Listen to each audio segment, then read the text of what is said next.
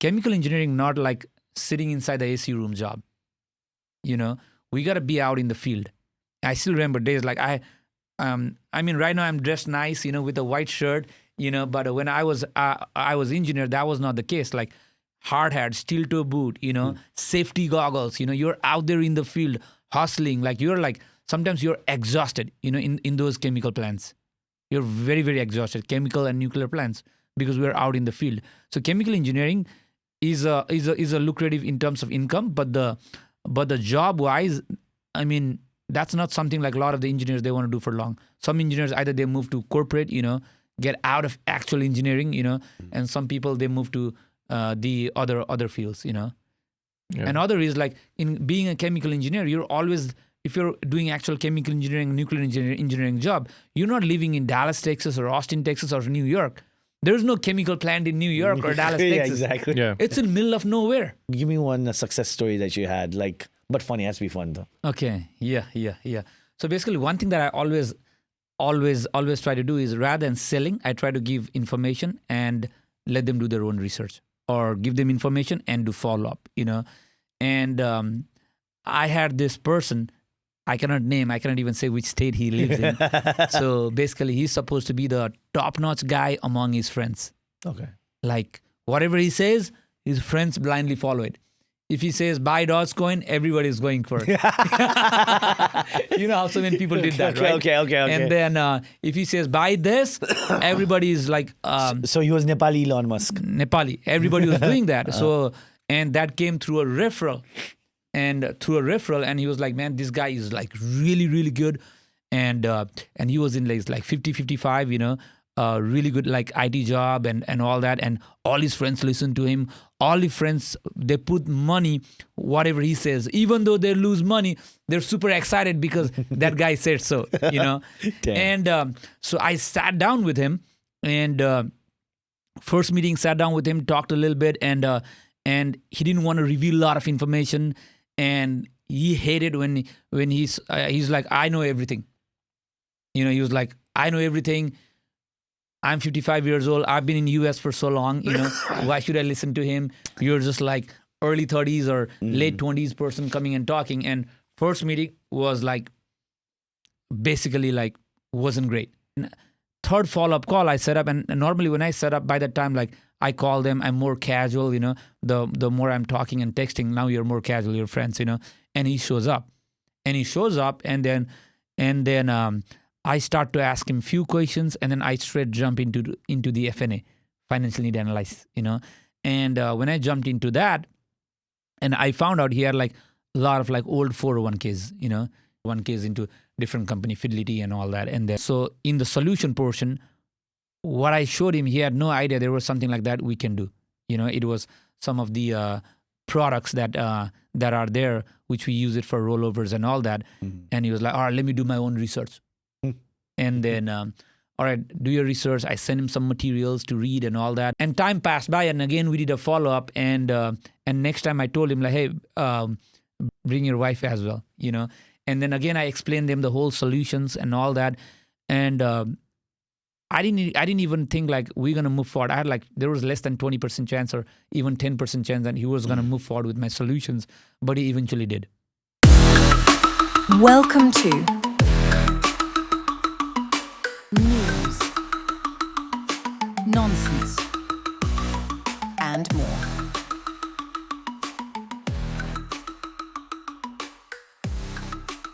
News, nonsense, and more. Hi guys, welcome to another episode of News, Nonsense, and More, where we are starting a little bit different things going forward. So this is pretty much our new segment. So we're kind of like growing as a channel eventually, but surely. So we are actually segmenting a lot of our things that we're doing. So this is our new Meet the Guest series within News, Nonsense, and More, where we like to bring everyday people to our podcast, talk about what their struggles are, what their stories is all about, what they're doing, young entrepreneurs, so on and so forth. So that's who we are. We're a podcast. We give platform to everyday people, and not celebrities. That's our focus, our niche, I would say. But with that being said, I wanted to also welcome Dilip. Thank you so much, Dai. Welcome to the News Nonsense and More podcast.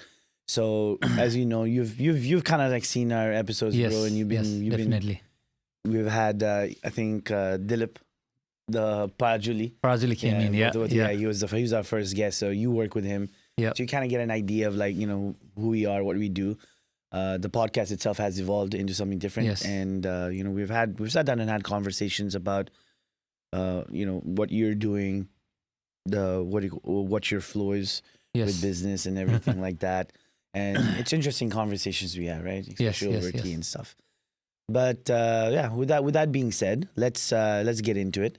So, welcome to the podcast. Thank you so much, Susandai. Right? And if you had to let the audience know who Dilip Busnet is, right?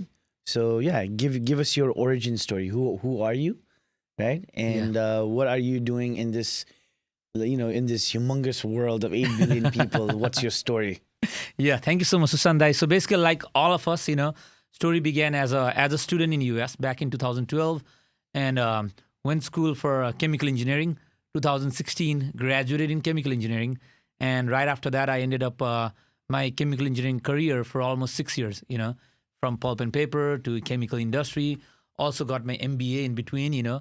And tried to move up in corporate and managed a lot of engineers and there were a few things that really hit me, in life. And that was one thing I realized was the more I moved up in corporate, the more hours I ended up working, And once I started managing a lot of people in the operation, and those chemical plants, they run 24/7, Yeah. And few things really hit me. Sometimes I used to be on weekend. They used to be, hey, we are having issue at the plant. Can you come in? And I realized the more I moved up, the more hours I ended up working. Yeah. And I was making a little bit more money, but with taxes and all that, there wasn't a lot I was making. And I was like, there's something different that I gotta do, in life. And through a friend of mine, so I was looking for opportunity. I used to go to a lot of like entrepreneur events and self-improvement events and all that. And that I found about this basically industry in financial industry and started as side hustle. And after a year, I quit engineering. And back in 2023 is when I said goodbye to my engineering career. And I've been full-time in basically the financial distribution business, Wow, that is one hell of a jump, dude. Chemical engineering, like everybody would love to be a chemical engineer. Like technically, if you think about it, like that's pretty like a decent job and even a career. Forget about the job aspect, right? Just the idea of being able to call yourself a chemical engineer in society. Yeah. It's a big thing, right? Especially South Asian culture. Yeah. And you kind of like left out, what, screw this. I've done this for too long. I've worked too many hours. They're putting me through the ringer. And I want to do financial, like, products. Yes. Right? Yes. That is a completely different, different like industry altogether. So, okay, let's get into like, okay, why chemical engineering in the first place? So you spend pretty much majority of your life into chemical engineering. So why did you pick chemical engineering in the first place? Well, how come like, the finance aspect didn't hit you a long time ago? Like, later, right? But I just kind of want to know your chemical engineering journey too. Like, what was that like? Yeah, one thing that I was always curious about is like for a development of any nation or any society or anything, if you look at it, the industrialization and manufacturing is very, very key, And chemical engineers, they play a very critical role on any process you have, whether it's oil and gas, whether it's pulp and paper, whether it's food manufacturing, pharmaceutical manufacturing. So manufacturing in process, chemical engineers play a very vital role, and they are the guy. And then that's why I started, that's why I went school for chemical engineering. And journey just started like, started from process engineering to I was basically my first job was the company I worked at. In fact, the Starbucks coffee you're drinking right now, all those coffee cups is basically made by that company called Graphic Packaging, most of them, Really? So I worked for that plant from like ground zero, from tree to get converted into fully refined products, and crazy. So those kind of things always fascinated me, and it was a good journey. I liked chemical engineering as well, is what I mean to tell, you know. Yeah. But I wanted something more out of life, and that's what the things change. So Yeah. I mean, like, because like you have to be pretty smart to be a chemical engineer too. Like if you the classes you have to take a lot of Yeah. science courses. yeah, It's not a thing that most like the average person, like, you just don't wake up one day and be like, I want to be a chemical engineer. yeah, You don't get to, people have to kind of work really hard yeah. and study really hard to get to that level. Yes, Right? yes. So I guess like my thought process comes from, looking at it from that perspective. Yeah. Because I'm not a chemical engineer. I did finance. Yeah. Right. So, but if I, let's say, wanted to become a chemical engineer, like just now, I'll be like, no, there's no way. Right. Because the learning curve is like it's a Yeah. lot higher, I would say. Right. Yes. It requires a lot more like interest, knowledge, Yeah. and you have to have a different mental fortitude to do that stuff. That's what I Yeah. think. But yeah, I mean, that's crazy. So you came in here as a student. What was that like as your student life like? Like all of us, the first university I came in was actually in South Carolina. I had a full ride scholarship. Oh, nice. You're a And smart guy. But the program I came in was nuclear engineering.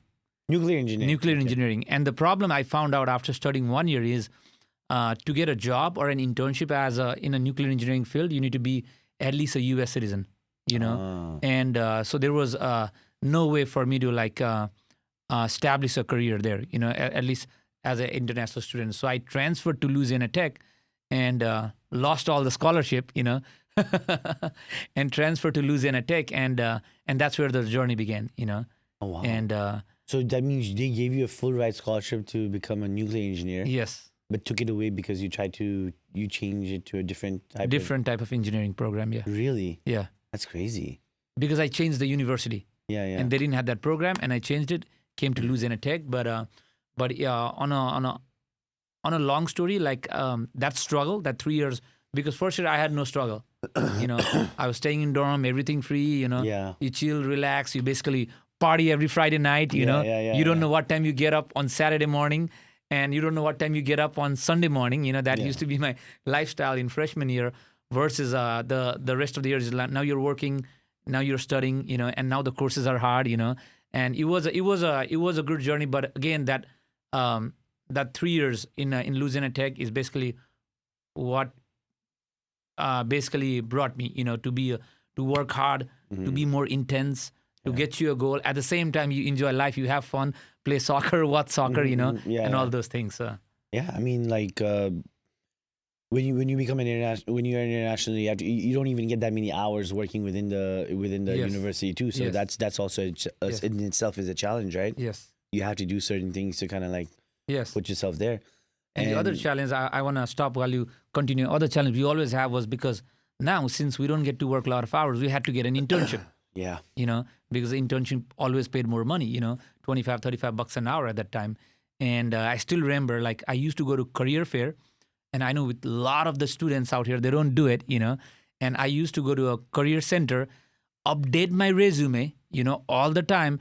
And I still remember, the first intern I got, I had 25 resume, and all those 25 resume was different, and it was exactly matching to what those companies were looking for, Mm-mm. And once I got my fourth internship, and it was easy, Yeah. and So it goes to show that you always have to kind of like think outside the box. yes, You yes. always have to think outside the box. Yes. You have to be engaged all the time. yes, And when you're engaged all the time, when you when you know what the solution is, because solution is out solution is out there, yeah. there. You just need to put it together, Yes, yes, right? And when you're doing all that stuff, life can get easier, yes, right? Okay, so you chemical engineer. So it seems like you worked your butt off, all that stuff. You decided that all right, these guys are giving me too many hours. Let's Yes. pay incremental. So what was your first step into the financial side? Since you So said one thing that I was always, there were a few things I was curious about. The first thing is now Dilip has worked as a chemical engineer for almost 6 years. I owned a house, I owned a car, I was traveling probably every vacation, my Instagram, Facebook were lively, Yeah. And then after almost working for 6 years, the one thing I realized was if I were to lose my job, I did not even have expense to live for next 6 months, and I probably would lose my house, probably would lose my car. And that thing really got me. And when I got to think about it, I was like, majority of the people, they come in US and for financial freedom. But most of them live paycheck to paycheck over the period of time. And I was looking at some of my cousins that came from Nepal and like really good job as engineer, nurse, or whatever you call it. But still, like majority of the families, they were living paycheck to paycheck. And I didn't want to go into that scenario. And at the same time, I was seeing like some of the smartest engineer at my job, they were 60 years old, some of them 55 years old, and they were financially not ready to retire. And when I saw that, man, these people went to big universities than I did. They're way smarter than I am, you know, but they're not financially ready to retire. When I saw those things, I was like, man, I need to, you know, get something right, get something working. And that really, really, really kicked me because I didn't want to be that. I didn't want to be like 55, 60 years old and not be financially ready to retire, you know? Yeah, it's kind of like working just one aspect, right? Yes. And then having like a side hustle or Yes.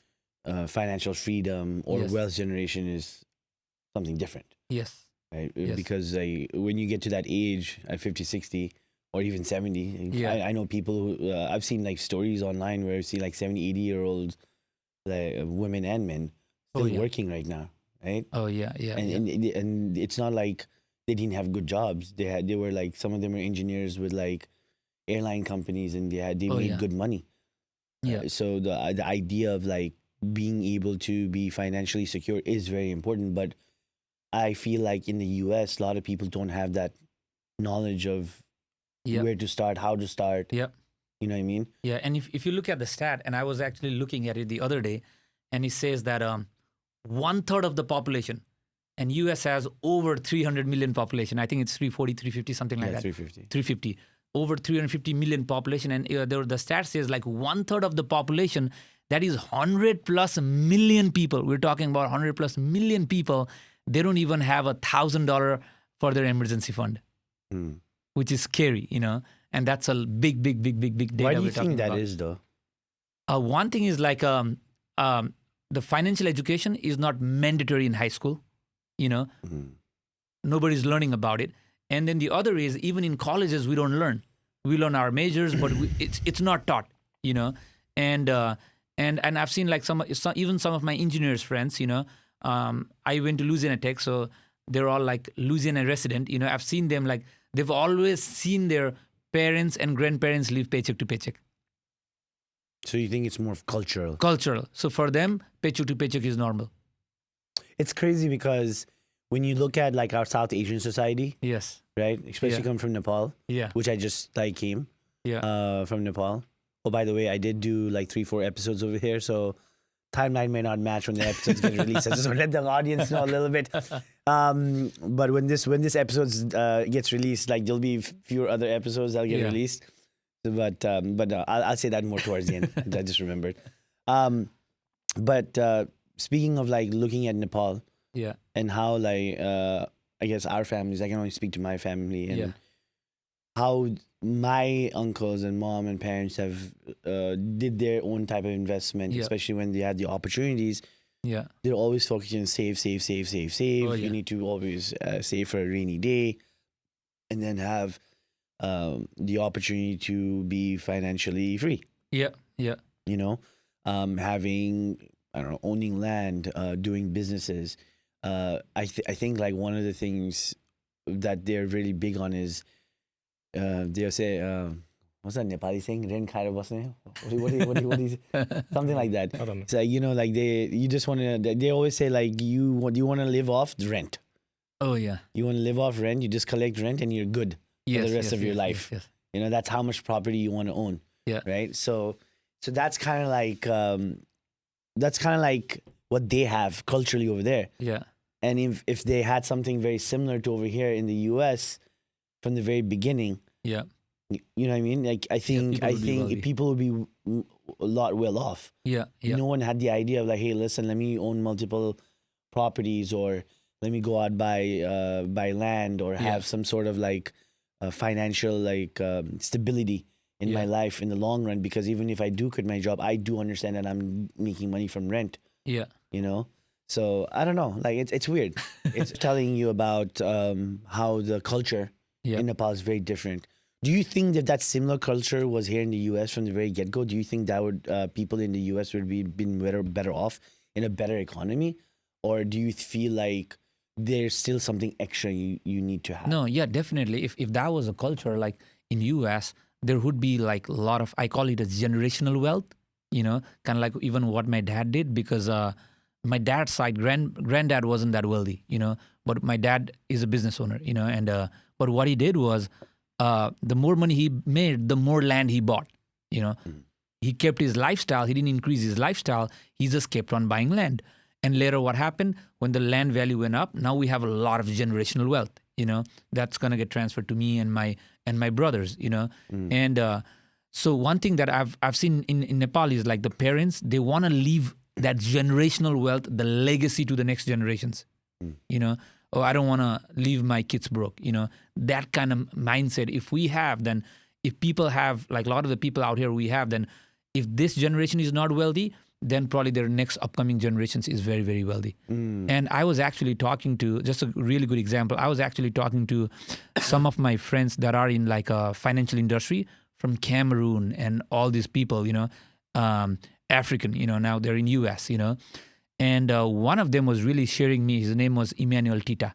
He's in financial industry. He was saying, what he was saying is he's teaching their people be like, because our community has always been down. Why? Because they're never good with money. When they made money, they bought a lot of flashy things and they spend all the money, and there was nothing left to their next generations.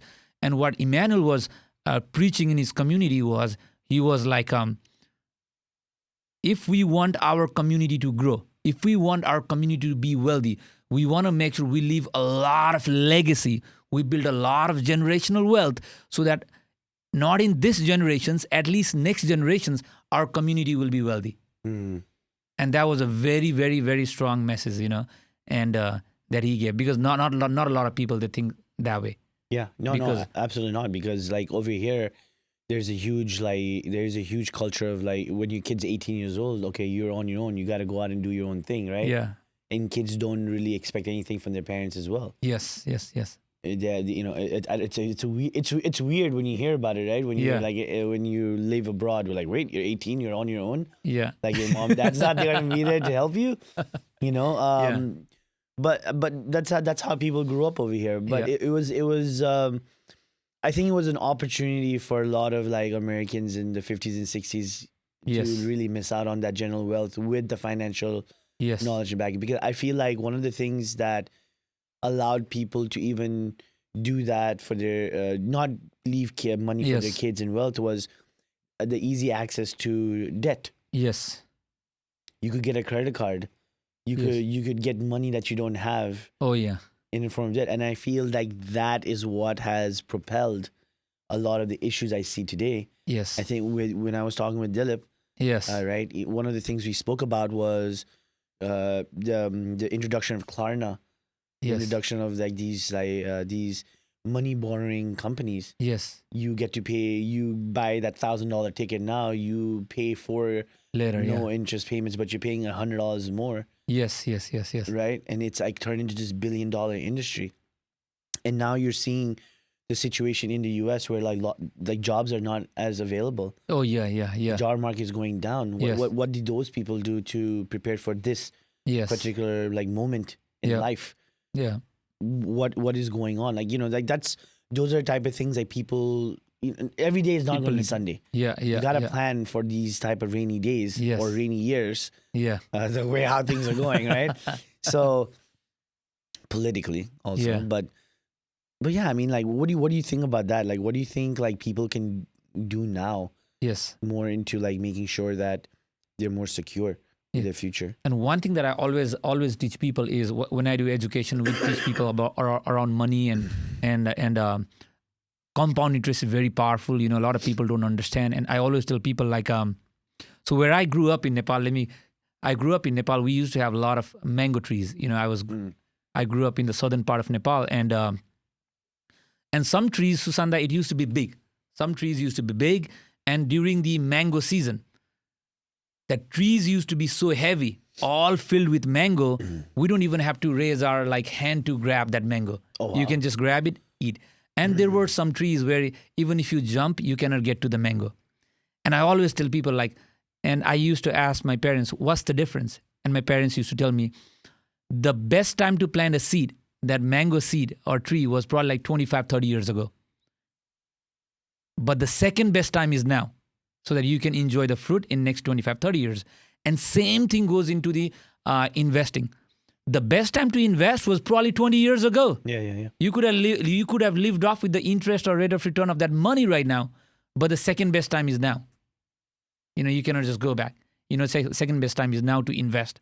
But what I've seen is, because I do a lot of like financial need analysis and study people's finance and give them like personal suggestions. But one of the another major thing I want to attach to that is, one is lack of financial education we just talked about.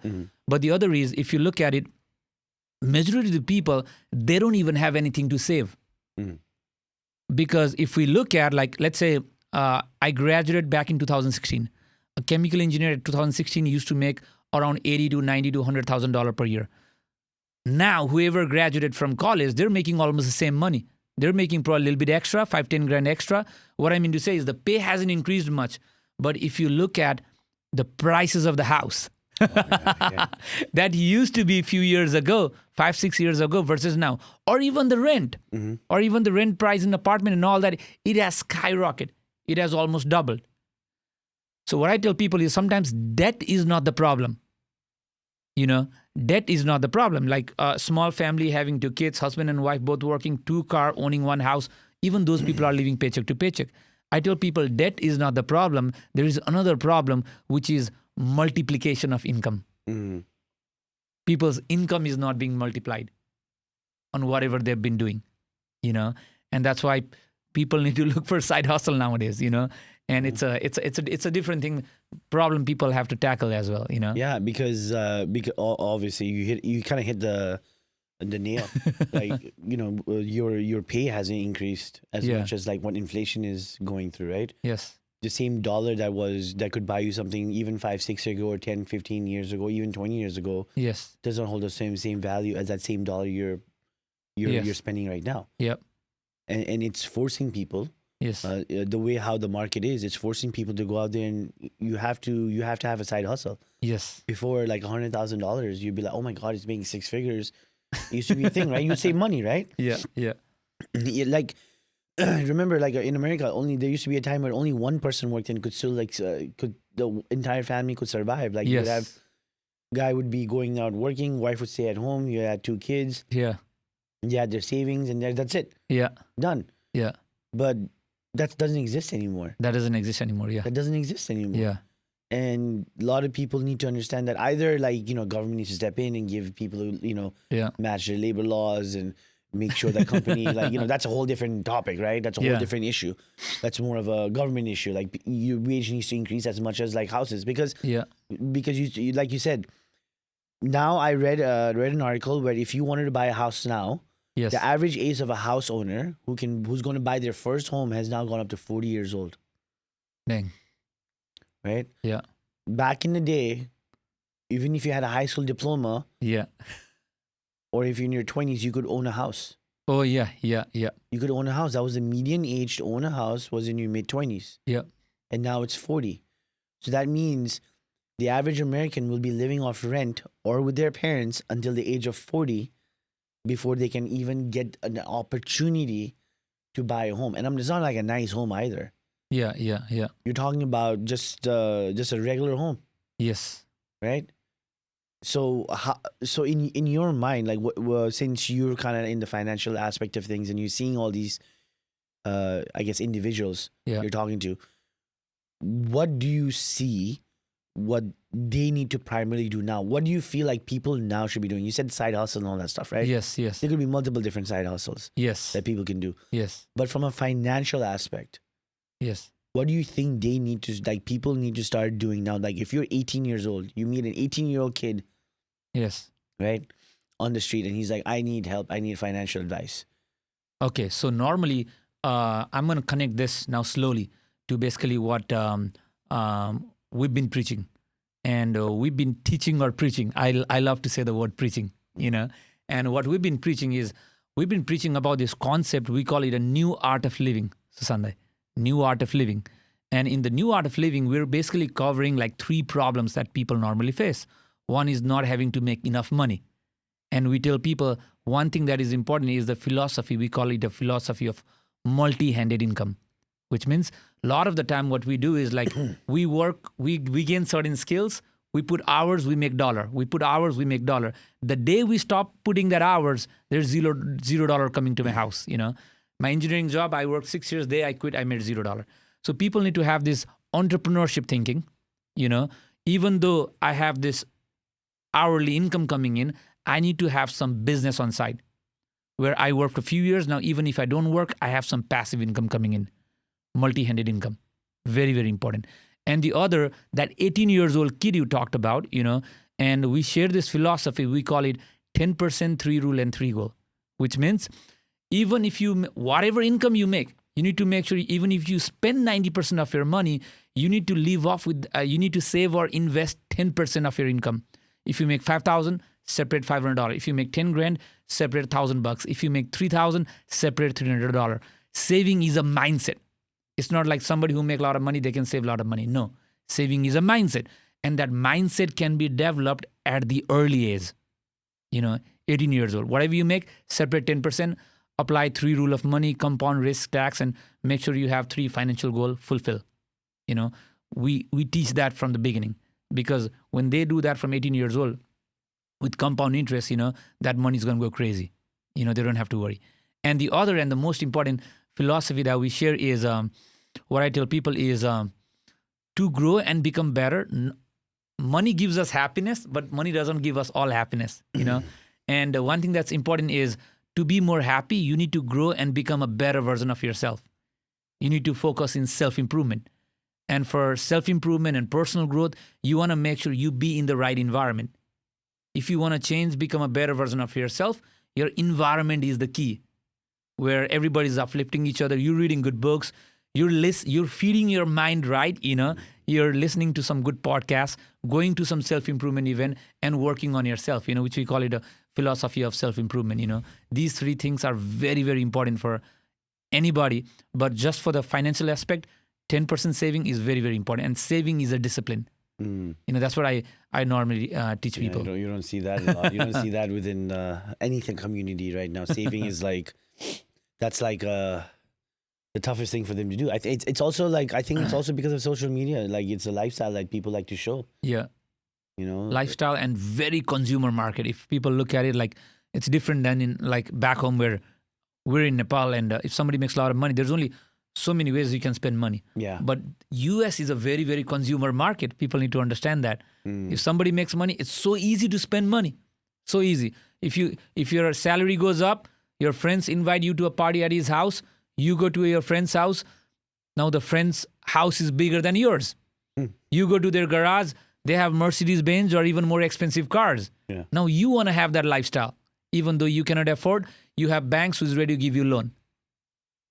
And your friends are lively on Instagram because they're going to some Taylor Swift or some expensive concert, or traveling somewhere, That'd be pretty funny. Actually, I was reading an article, like a lot of those people that go to Taylor Swift concert, they basically finance their ticket, take it loan, and then they pay monthly, which is crazy. Yep.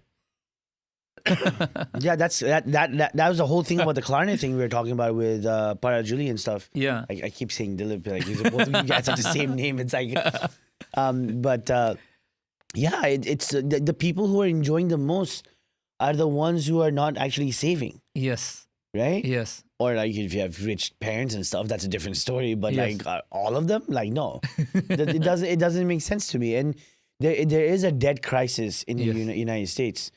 Even the U.S. has like a $36 trillion debt. Yes. If you look at it from a political standpoint, which you said you're a little bit into politics too. Yes. Right.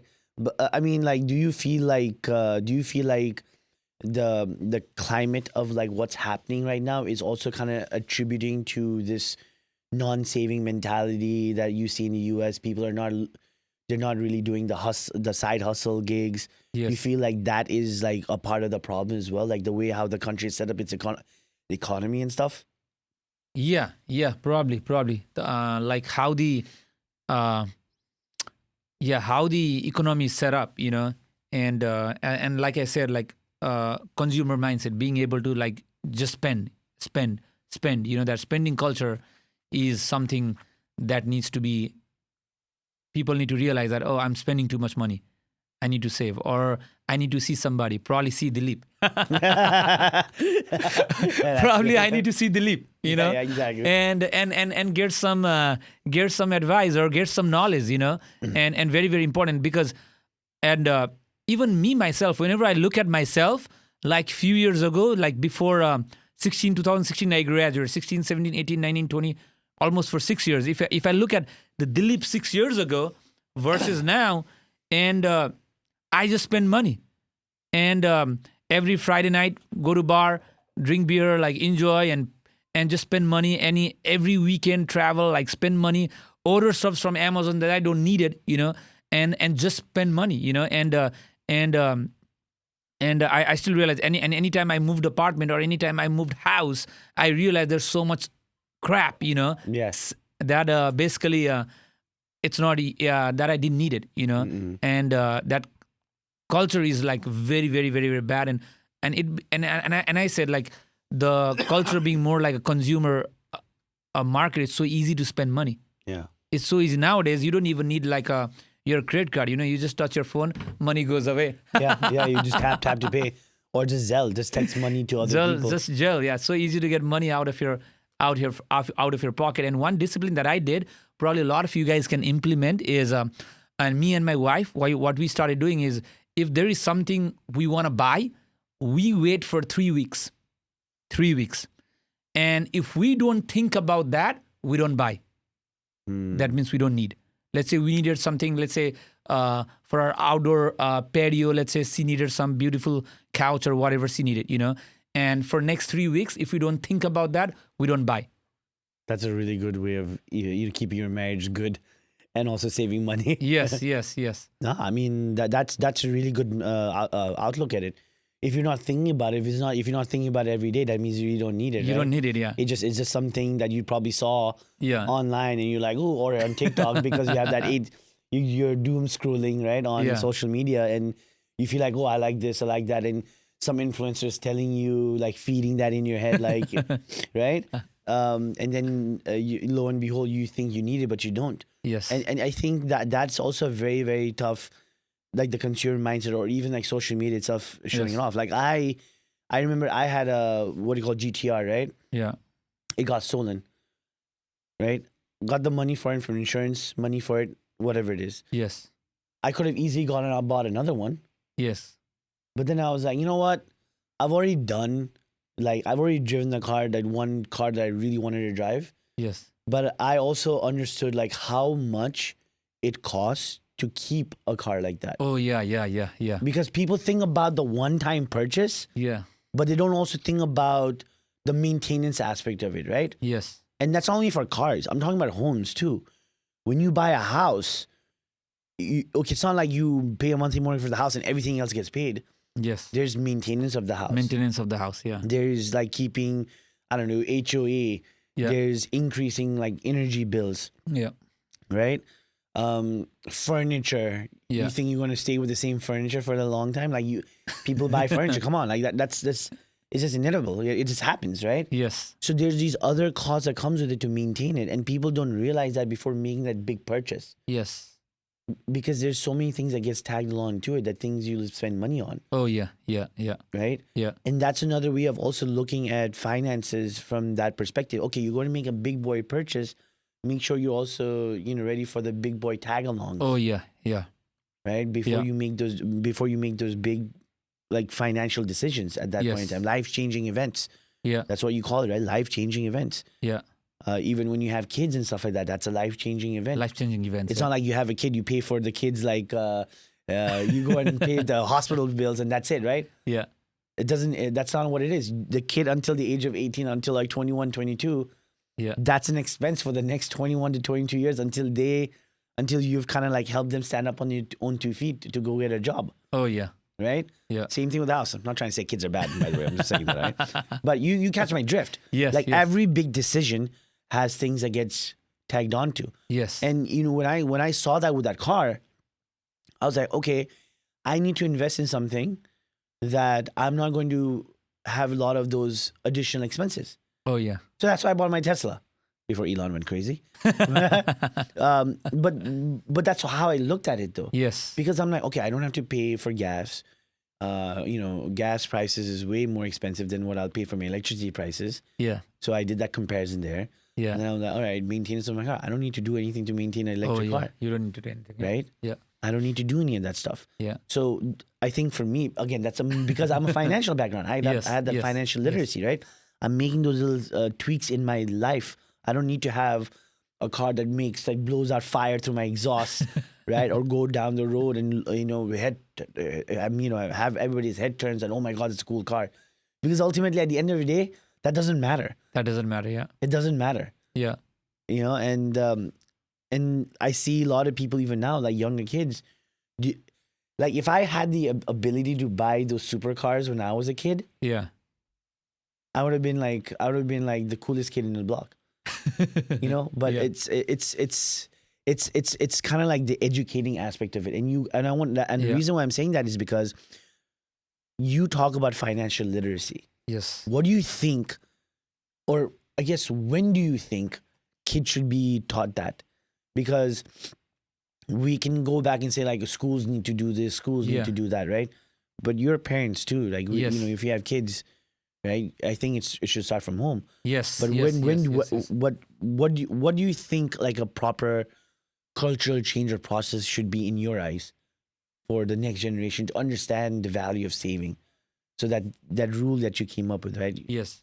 What you mentioned before, Yeah. the 10%. Yes, yes. So one thing that I always tell Sushanda is, yes, it should be the parents who should be teaching, and I always tell like saving and investing is like a discipline, and you have to start somewhere. It's kind of like going to a gym, When you go to a gym, it's not like on the first day you're gonna start lifting like a heavy weights, You're gonna probably start with like 10 pound, 15 pound, 20 pound.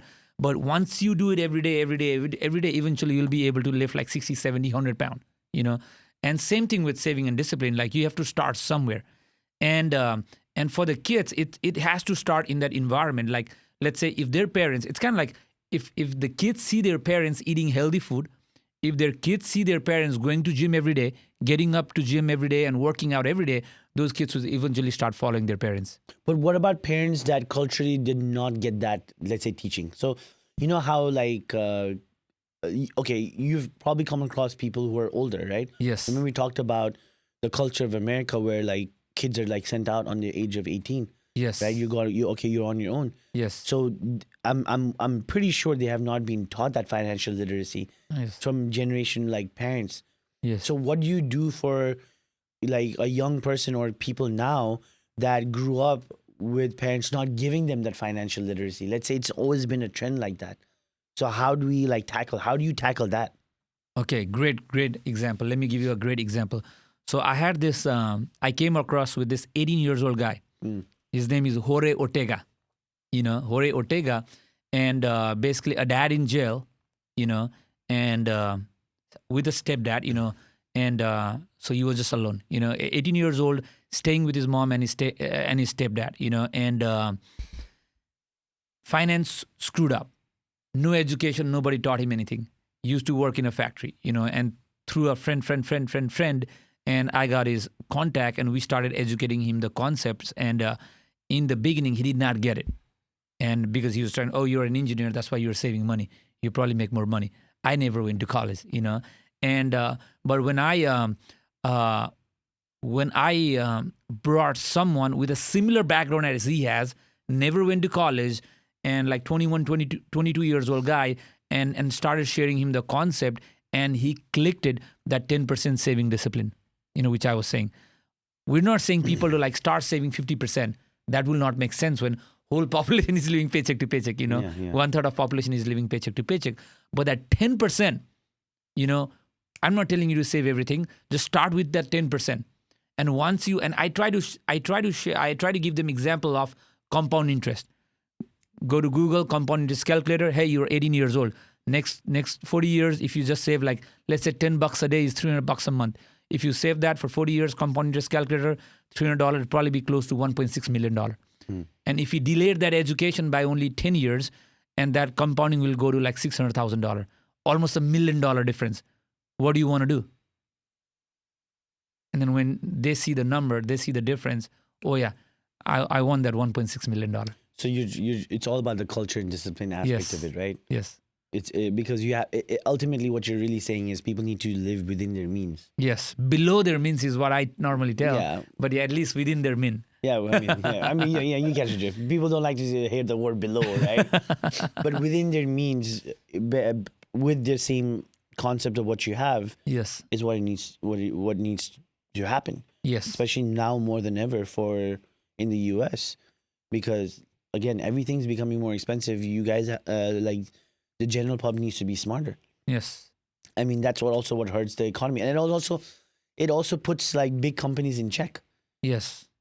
Right? Companies need to offer better things in order Yes. for people to earn the other people's money. Oh yeah. Right? If you're just like a consumer market, like you want, and you just go spend money you don't have. Companies don't care if you go in debt; they're not going to come back and save you. Oh yeah. But if they know that you're saving and you're not, and you had this generation of people who are like, okay, if you need my money, I need the best value for whatever you're going to pay me. Oh yeah.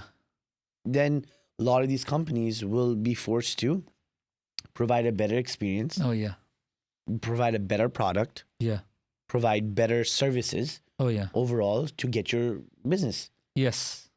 And I think it goes back to the fact that you're saying that it's a consumer mindset Yes. in the US, right? And then Yes. to trying to break that whole like, ideology or the way of that habit. I don't know what to call it. It's that habit, Yes. I would say, Yes. at this point in time. Yes. So talk to us through like, okay, so you told me you're in a financial. Again, one of the disclaimers I want to give is that we're not here to selling your products. Obviously, we can't. Dilip is here because he really wanted to talk to the community about financial literacy and just making sure that people are well aware of what we need to do as a community. Because again, we're only as strong as how our community is. Yes. Yes. Right? The stronger the community means that the community needs to be richer. Yes. And how do we get richer? That's why he's here to talk about these things. Yes. So if you want to like tell the audience what you specifically do, since you switched, Yes. he doesn't do chemical engineering by the way anymore. So I'm pretty sure you guys noticed that. What is it that you are doing right now? How are you helping the community, and just overall? Yes. Like give us like an overall viewpoint of what you are doing right now. Yes. So as Susan, I mentioned about that new art of living. So 3 philosophies is what we're trying to share in the community. Through philosophy of multi-handed income, we're giving people an opportunity to make extra income. So basically, I'm a broker. If somebody basically wants to get licensed, get associated with us, we have that opportunity. We have a lot of referral partners, they come in, refer people, they get licensed, they get 50%, we get 50%, So we have that multi-handed income opportunity for people. And number 2, through our 10% saving, 3 rule and 3 goal, what we are trying to do is we're trying to build people's financial home properly. Finance is like building a home, which starts with the discipline of 10% saving, which starts with income protection. Income protection is in the form of various life insurance. By the way, our community has a lot of misconception around life insurance, and when something big happens, people are always asking money for GoFundMe, and income protection is very, very important. Another one is using compound interest, using taxes, and using risk management in their favor. And ultimately, you want to have income replacement where you be able to live off with the interest or rate of return from that money. And lastly is generational wealth, which is make sure everything is built in properly. All your homes are inside trust. All your business are inside trust. Everything is set up properly, and the generational wealth gets transferred to their kids. So that was philosophy number 2. And philosophy number 3 is a philosophy of self-improvement, and which I'm a big fan of self-improvement. Because why? Because I still remember 2012 when I first came to US, Susanday. I came to US 2012, and it was a chemistry class, and I just raised my hand, and I just wanted to ask some questions to the professor.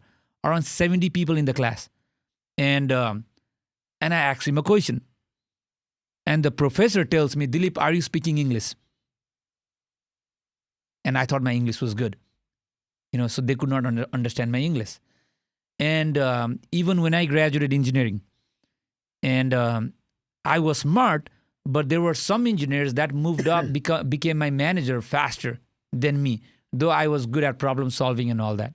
And then one thing that I realized in life, technical skills is good, whatever skills we're good at.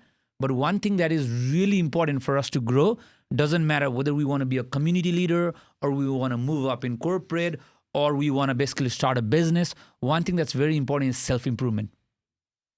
Self-improvement, and this platform we provide is a philosophy of self-improvement. We go to a lot of self-improvement events and seminars and all that together. And we have like clubs that we read book together and all that. And so those are the three areas because self-improvement is so important, especially probably in every community, but I think more in our community, because what I've seen is our common what does our common society do? Like whenever we have friends gathering, sometimes we're talking about our friends who are not there. Even in our like family gathering, we're talking about our own cousins who are not there. That is our current like basically environment. We're comparing with each other. And I always tell people, like, don't compare your chapter 1 with somebody else's chapter 20. I had the same conversation with my brother a month ago. My brother has a daughter and he was comparing his daughter to basically his friend's son. And I was saying, like, don't compare them. Completely different. You're comparing someone chapter 1 versus chapter 20. A lot of criticism. And those things, all things will change only if we focus on self-improvement. Self-improvement and personal growth will make our community better so we can support each other. We need to uplift each other and not downlift each other. Because if we all uplift each other, help each other out, we can all grow together as a community. And I've seen this a lot because in financial industry, we work with a lot of like Jews and Irani people, and their community is very tight.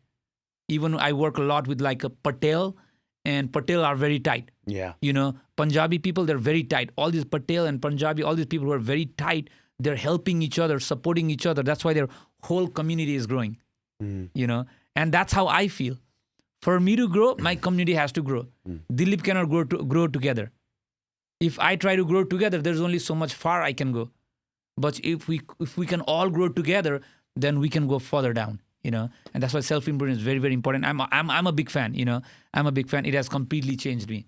And yeah. So those are the three areas, Susan, that we're trying to focus on. Okay, that's good. And I mean, like, I think from a community aspect, I think you guys are doing your philosophy and your ideology is the right thing. You have to build a community. I've said this even before. I mean, even other episodes too. Like how I think when I don't know if you know NYP, but even the youth, the Nepali young professionals, and when they were here on the podcast, I actually said the same thing. Like, hey, listen, you need to.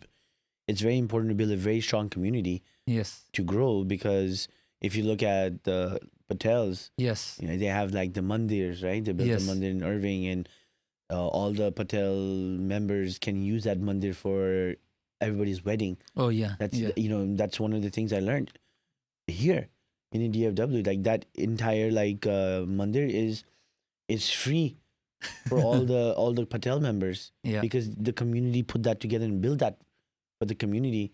So if, let's say, someone wants to throw off a party over there, they don't need to spend that much money. Oh yeah. Right? They don't need to spend that money. Like not every family is the same. Maybe they don't have the same amount of money, but they still want to give.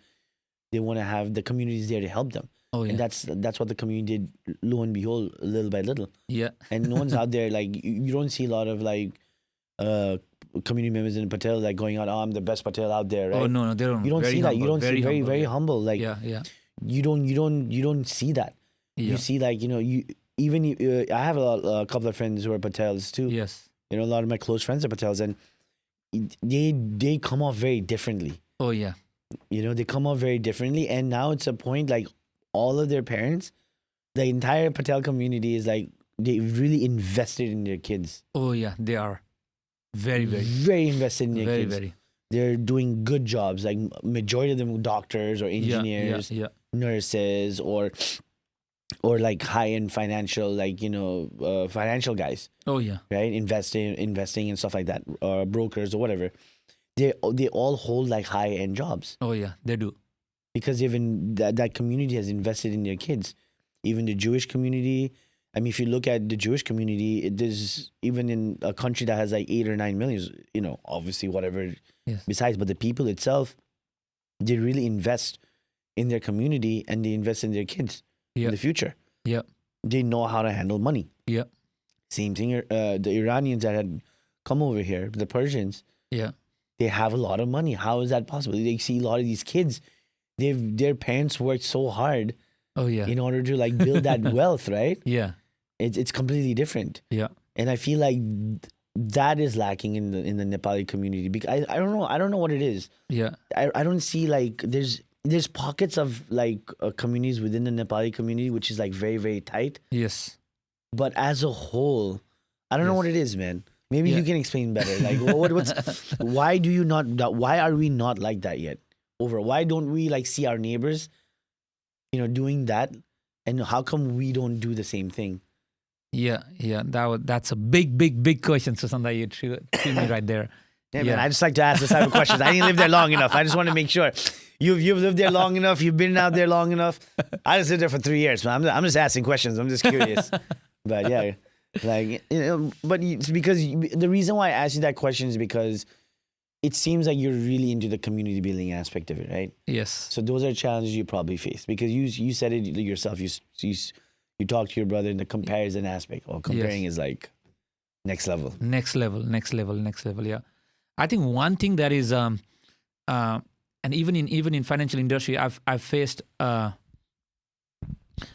it a lot. That one thing that a lot of time people think is, let's say for example, I'm in financial industry, and a lot of time people like what we're doing, people like our solutions, but sometimes people don't want to move forward just because we're gonna make money off of it.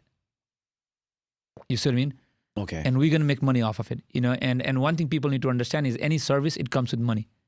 Nothing comes free in life. Yeah. And that's something that I always tell people. And yeah, I think in our community, I think like focus on self improvement is very, very low. Self improvement and personal growth is very, very low. And I always tell people like till we go to college, we're learning a lot. So people in America, till they go to college, they're learning a lot. And at the age of 20, 25, a lot of the people die. It's just that we don't get a chance to bury them until they're 85. Oh. What do I mean by that is because till we go to college, we're learning a lot of new things, knowledge and all that. But after we go to college, like we don't read any books. Majority of the people, our knowledge and everything dies. It's all like vacant. And that's why I always tell people like you need to keep growing. You need to keep learning. Invest on yourself. Read a lot of good books, It's not only universities, there are so many great books out there, and so many seminars you can go and learn because that will help you to become a better person eventually. And if you become a better person, then only our community will be a better person. No, I think you're hitting the nail.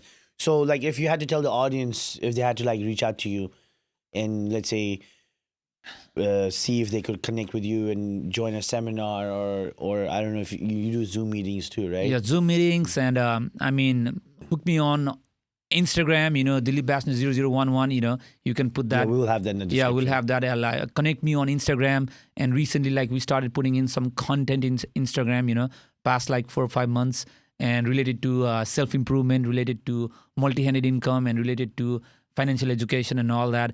And if there is one big advice that I want to share at the end is like, I always tell people like you need to, whatever income you make, pay yourself first, pay yourself first. Because if you're paying cell phone bills, who's getting rich? The Verizon or AT&T. If you're paying your Netflix, who's getting rich? If you're paying a mortgage, who's getting rich? The mortgage company. But you need to separate that 10%, pay yourself, let that money grow. Let that money grow. So pay yourself first before you pay to anybody else. No. I mean, you have a lot of concepts like that. Me being from the financial aspect, I get what you're saying. Right? I get what you're saying. but they're so like but you like even you said it yourself. You've met that 21-year-old who didn't grow up in that normal Yes. circumstances, right? Yes. So do you feel like sometimes you need to dumb it down for people? Like you have to dumb down the message across the board so that they can understand. Yes. You know, so I mean, is that something that people, because sometimes like Oh if yeah, you, yeah, yeah. you people might get intimidated Yes, yes, based yes. off just talking to you, be like, he's talking using these big words. Yeah. If I go there, I might like look like I'm dumb. I don't want to ask any questions. But it happens though, right? Yeah, yeah. It's reality. It happens. Yeah. So like, how do you tackle those type of, like, how do you like become more welcoming for those type of people? Because there are people out there who probably watch this Yeah. and be like, man, should I really reach out to him? Like he's talking so much big stuff, Yeah. right? And I may ask dumb questions. Yeah, yeah, really, really good one. So I had this mentor. His name is Johnny Marion. He's from California in the financial industry, and like you were saying, like in the initial phase, I always used to use big word. You know, I always used to be like top notch on whatever I'm saying. You know, all the vocab and everything, really, really good. And he told me, Dilip, it's really good what you're doing when you're speaking in front of larger crowd, for example, you know, in front of like a lot of people. But when it comes to like meeting one-on-one with the person, you really need to connect. You really need to connect. Then only they're gonna listen. Whatever you're trying to preach. One thing, you really need to connect. And for that, sometimes you have to dumb down or you have to dumb up. Let's say, for example, Susanna, if I sit down with an engineer, my language is more like numbers.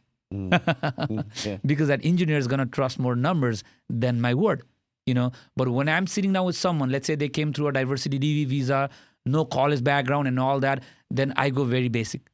I talk their language.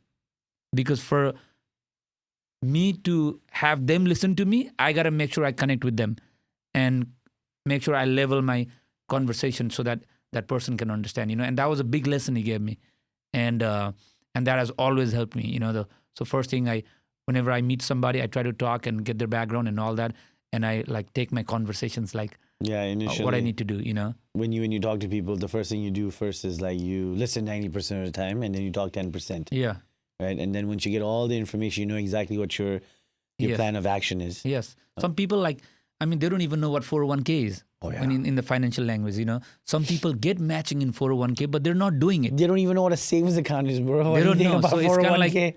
like the knowledge. And sometimes I'm meeting with people, all these like stock traders every day. They're trying to like do a lot of trading, so I have to talk their language, you know. And that was a big lesson that he gave me. So that's what I try to do. Have you had any challenges from like these younger generations that just open up a Robinhood account and they like make money and they think that they know better than you? Oh yeah, know. yeah. Always. So what have you seen? What's the issue with them? How do you tackle that? I mean, normally I tell them like your investment has to be diversified, and that's what I always believe. You know, because I used to do Robinhood trading back in old days, made some money, lost a lot of money. That's what people don't like to talk about, right? Yeah, People don't like to talk about how much they've lost. people only don't like to talk. say Yeah, how much they made, and that cycle keeps continuing. keep continuing. Yeah, Keeps continuing. Yeah. But that's what it is. Like, but it's a different mindset when you're making money. You just feel like you know everything. yes. And I always tell people like you need to diversify your asset, and I never tell people whatever you're doing is wrong. You know, then they're not going to listen to me. Yeah, true. And I always tell people they're always right, but they always need to investment and finance. It always needs to be diversified, you know. And yes, if you are doing day trading, keep doing day trading. But at the same time, you need to separate certain portion and let that money safely grow 8, 10, 12%, whatever that's going to grow to, you know. In case something like 2008 happens, you still have certain amount of money left, you know. Yeah. I mean, I had a bunch of guys over here too, and they're not even. It's really crazy that they're software engineers. Yes. Excuse me. Sorry, guys. They're software engineers, and they got into the same like trading field. Yes. You know, financial field. Yes. Very similar to like not very similar. You're more on the more of the what do you call the ideology aspect, the saving aspect, like what you need to do to even let's say become a stock trader or stuff like that, Yes. right? So you're kind of like the foundational aspect. Yes. the thought More process. foundation. Yeah. They're more like, hey, listen, if you're making money, you can like invest with us, and we can kind of grow that Okay. small investment, and you know, take that portfolio and having that financial understanding Yeah. from a trading aspect. Yes. So I know like one of the biggest things that I guess one of the biggest things that also like can be your I guess like obstacle would be in our community would be Yes. the ego aspect of it, right? Oh yeah, yeah. How do you manage that? I have to ask, right? Yes, Because yes, you're probably facing it every day. Yes. Because it is tough, man. Yeah, yeah. So one thing I always try to do, and I always try to teach, like some of my associates are.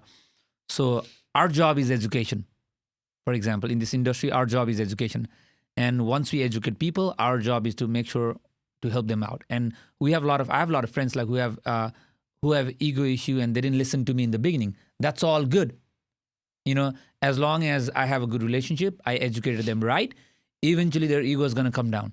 And the market goes down, that ego is going to come down. When they realize how much taxes they got to pay, that ego is going to come down. As long as I have good relationship and all that, and then they'll come back. And the other thing I try to do is like, we do a lot of like big like webinars and seminars and all that.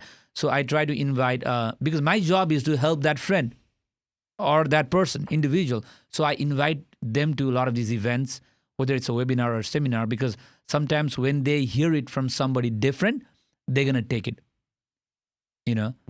Like my best friend's not going to listen to me. But if they hear the same information from somebody different, they're going to listen. Why do you think that is?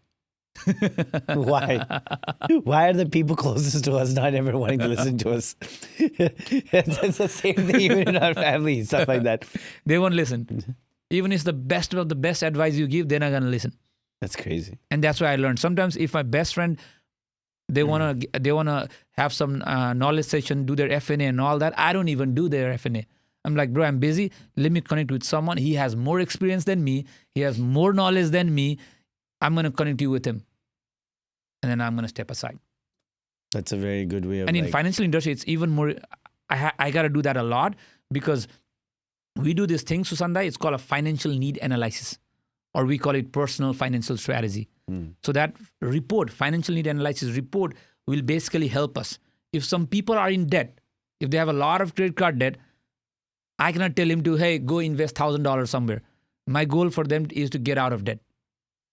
And if some people have like old retirement account, they don't know what to do. My goal is to find out what can be the best options for them. Same thing with insurance and all those things. So we do that FNA, financial need analysis report, which is a little bit more personal, and that's probably one of the reasons that when people, you don't want to do with your close people, So I send it to other people who are better and trainers and all the that. Relationship Aspects and all that. Too, that way they get the good help, because without running the report, we don't even show them any products. The report is more like, I call myself more than a financial advisor. I call myself a financial doctor or a wealth doctor. When somebody goes to a doctor is not going to close eye and write drugs. Doctors first going to make sure they're going to take some data, heartbeat, or if they got to take urine or blood and all that. And when they get the report, then doctor's going to write drugs. And those drugs doesn't belong to that doctor. They belong to Moderna, Pfizer, and all these different companies. So that's the same thing we do. When people come in, we educate, we run their report, FNA. And after I see the FNA report, what is the financial hole or what is the financial health, he got to get better, I write drugs. The drugs don't belong to me. Drug belongs to all these big financial company, Fidelity, Vanguard, Nationwide, Transamerican, all that. Okay. So I'm a doctor. Okay. Doctor without DR in front. This guy is going from a chemical engineer to a great motivational speaker. I'll tell you that for sure. No. It's good. It's good that you kind of how to, like, you've obviously spoken to a lot of people. Yes. I can definitely tell that, because you've had the way of like understanding how to communicate with people, right? Because everybody trusts a doctor, right? Right? When you're sick, whatever the doctor says, you're gonna listen to it regardless when you're sick. Yes. And I feel like in financial, people not having financial literacy is also a sickness. Yes. Because that is something that you need to have someone out there to really help guide you. Yeah. Just like how health is something that is very important. Oh yeah. For the longevity of that you live, the financial aspect of it is also as important. Very, very important. Yeah. For the long term. So yeah, I mean, like, it's a good way you're putting it, and how important it is. Overall. But yeah, I mean, like, how often do you do seminars? Like, we do a lot of like in our office in Irving, we do a lot of like we do like small session, which we call it like a NL, New Art of Living, and we do that a weekly, but in a very small. We don't take more than like 12, 13, because that's something like we want to connect and all that. And I travel a lot, like doing one session this coming weekend in University of Arkansas. We did one at Louisiana Tech University. And then after that, doing one in California. This weekend is Arkansas. Next weekend is in California. I love to do a lot of like these small sessions where there's less than 30 people. And but big events that we go is like quarterly events, And the next one in San Diego and the other one is in Florida. Those are like big events, like 1,000+ people.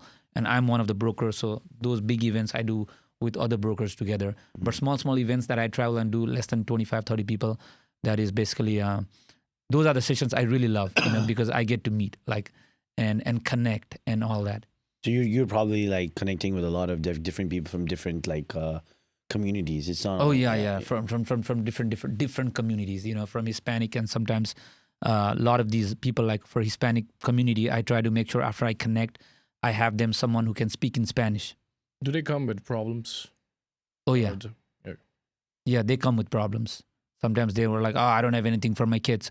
Oh, I have a lot of, like recently, a lady came to my office, African American, she came to my office and I educated her. And when I ran her FNA, financial need analysis, she literally cried in my office. And I never had someone who cried in my office. Door closed, she cried. It was Sunday and I stayed quiet. Why? Because 80 to 90,000 on student loan debt. And then you have 60 to 70,000 on credit card debt, and she's got a bachelor's degree from a good university, and working 2 jobs, and paying minimum on credit card, haven't started paying the student loan. It was a crazy story, and I was like, I don't even know how can I have her start saving or having that mindset.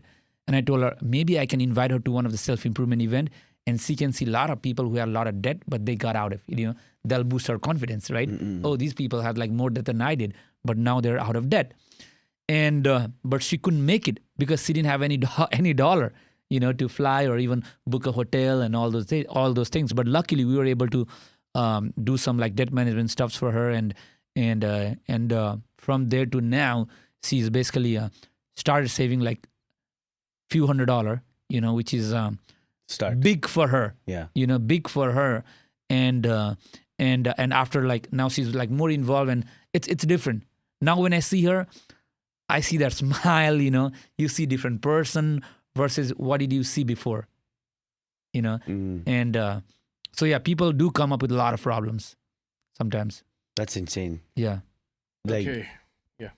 I mean, just to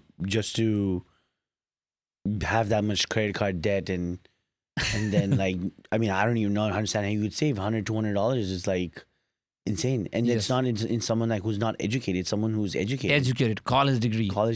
Yeah. Yeah. Right? It's insane. Like that people can put themselves in those situations. Yeah. And it goes to show why financial literacy is very important. Yes. Absolutely important. Nowadays, there are a lot of financial literacy. Don't you think so? Or is it not enough? One thing that I've seen is whenever people hear the word finance, for example, sometimes people hear the word finance and they don't want to listen, take Yeah. the conversation down. There are some financial literacy.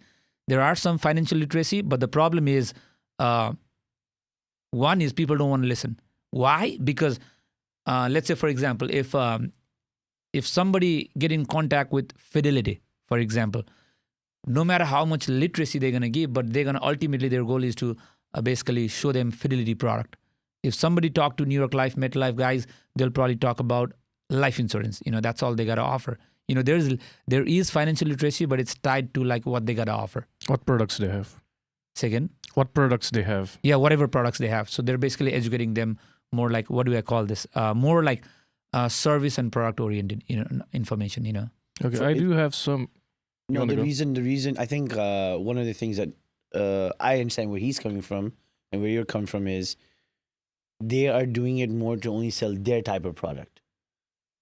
they're not trying to fully understanding because they might not have a product that can serve Yes, that yes, yes, yes. that person's needs. Yes, and one thing we need to understand that out here is if you look at like Fidelity, Vanguard, New York Life, J.P. Morgan, these all companies are 100+ years old company.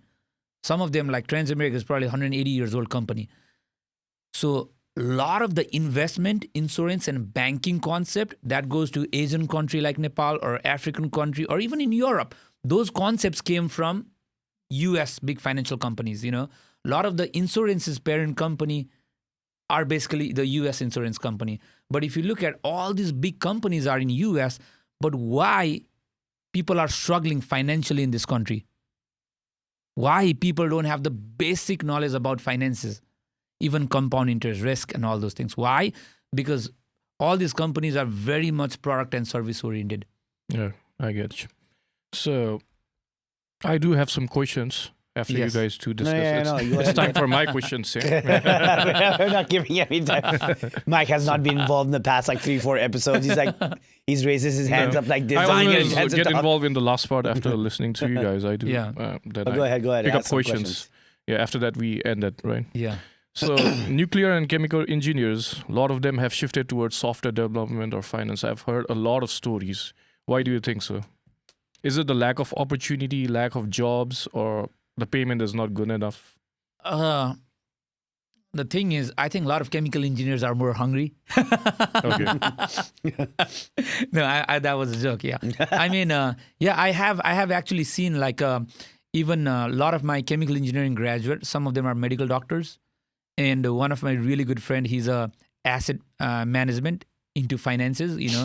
And they have spread out. But when I say like they have gone to other field. But a lot of the stuff even I do nowadays is the stuff I learned in engineering. Okay. The process stuffs, chemical engineering, more like process stuffs I still do today. Yeah, Process. that's what I'm seeing. Nuclear and chemical engineers going towards software developments, taking those 6 months course because I am in this software development field, right? Yes. I see a lot of people coming from those backgrounds. Yes.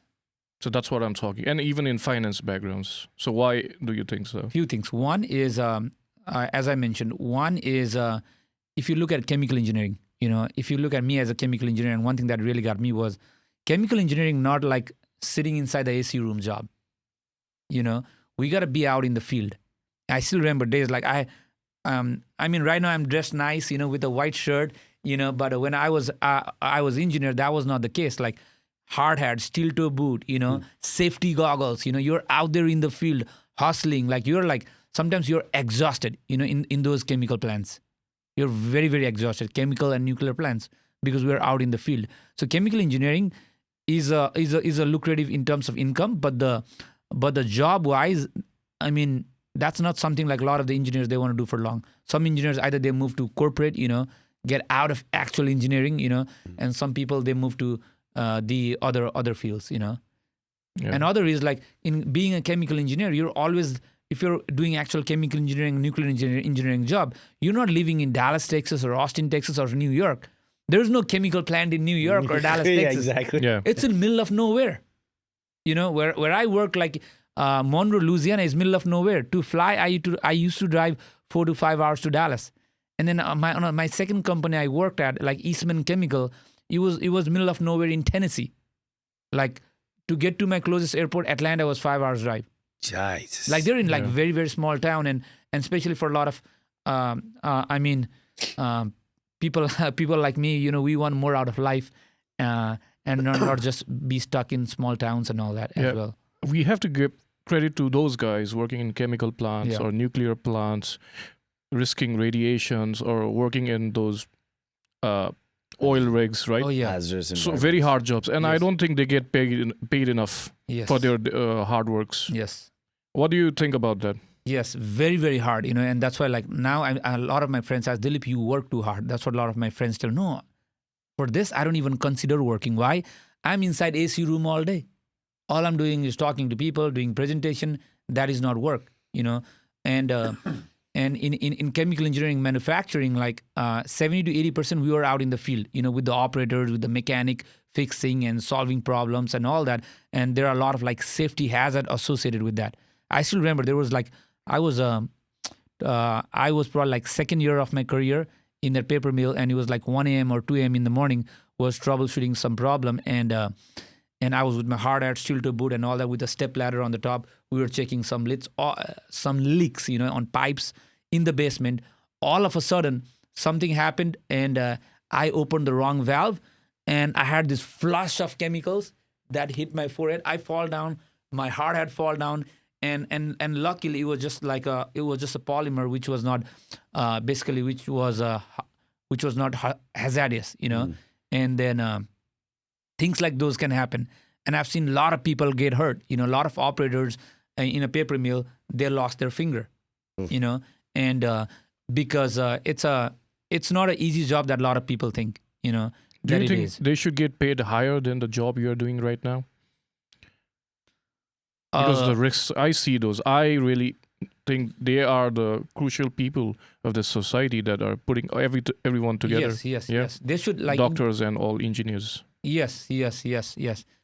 And a lot of time, if you look at it, like the plant chemical engineering, they do make when who are working in chemical plant or nuclear plant and all those field engineers, they do get a little bit more paid than the engineers who sit in the office and do the design and all that. They do get more paid, but they should get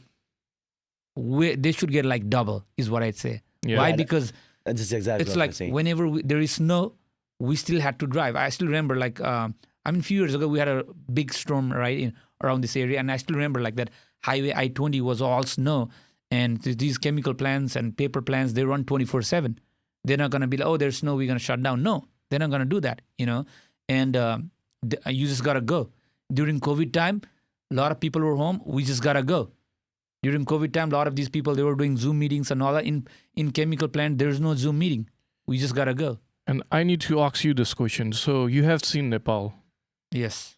Chemical engineers working in Nepal, bioengineers working in Nepal, and the salary over there is really, really less. Over here, at least they get compensated. Yeah. I saw jobs openings of like lighthouse.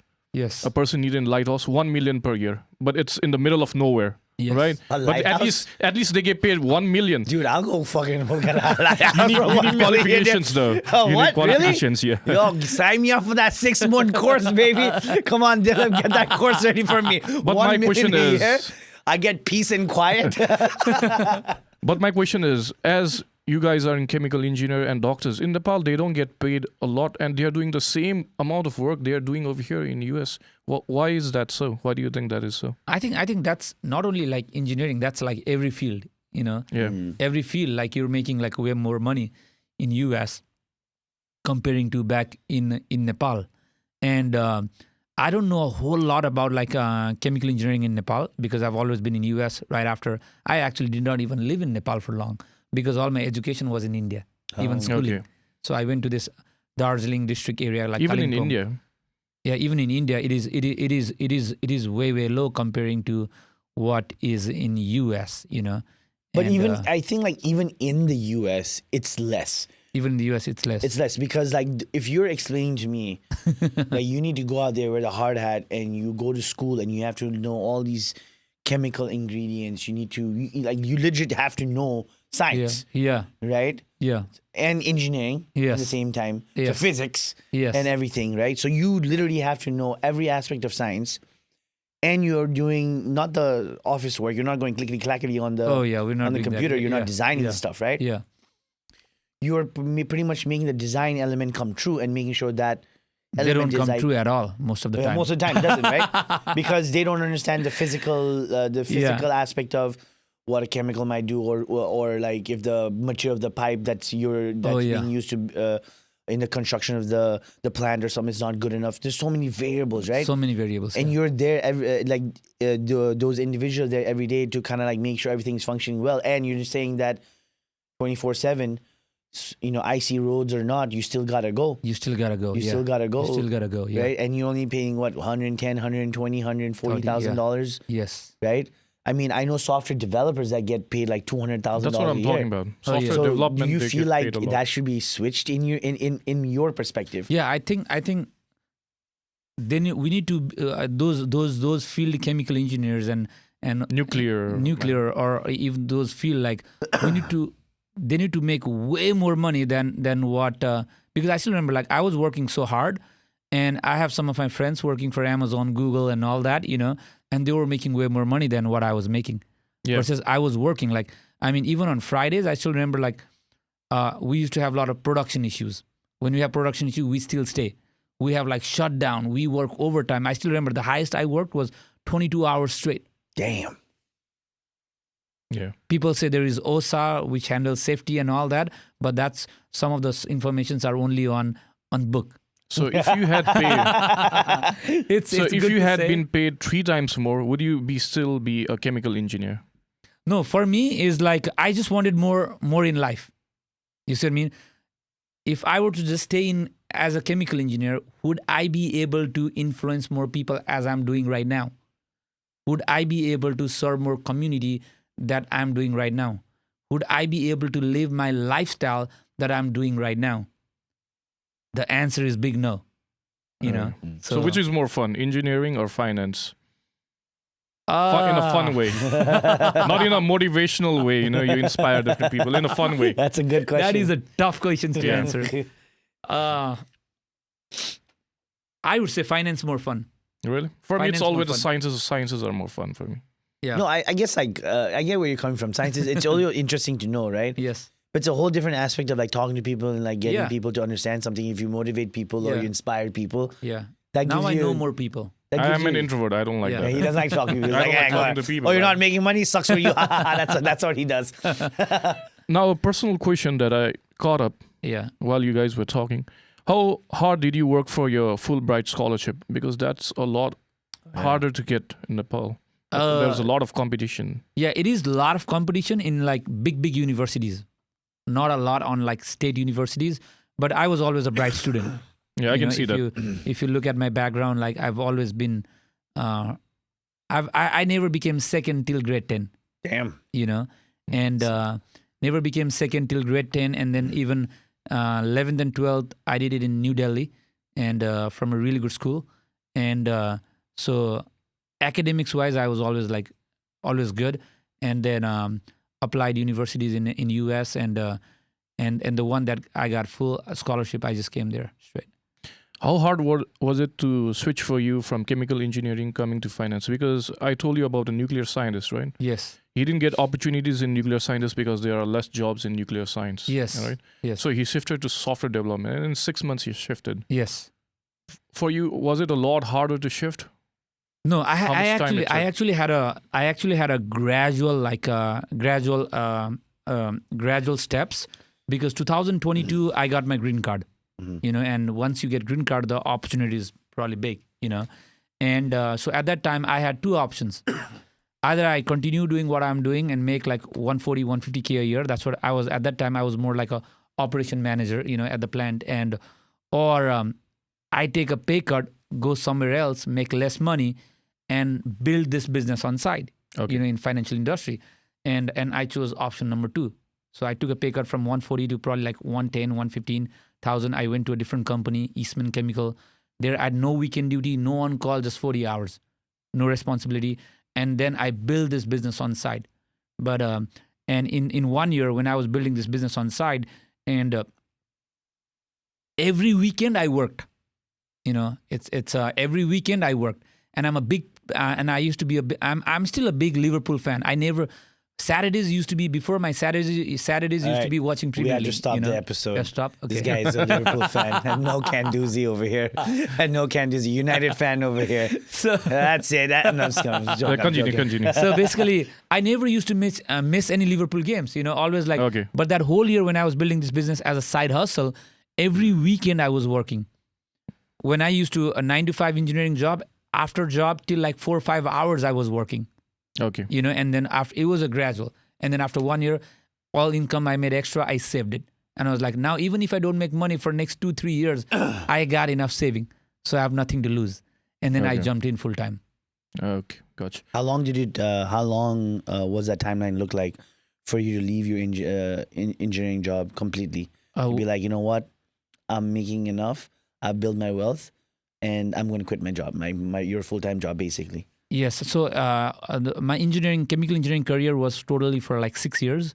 But 1 year of stepping into financial industry is when I quit because I was making money in financial industry, and at the same time I was learning how to grow and invest money, and I was going crazy about saving and investing, and those are the principles I started Nice. putting in. Nice. So you were earlier telling us about save at least 10%. Yes. What's the highest a person, if the chance they get, should save from their income?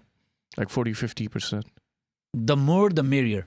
The more the merrier. But if you look at like, if I talk to 10 people, if I sit down with 10 people, almost 8 or 9 people, they're not even saving 10%. Scary number. What's the average, do you think? What's- Is it in minus?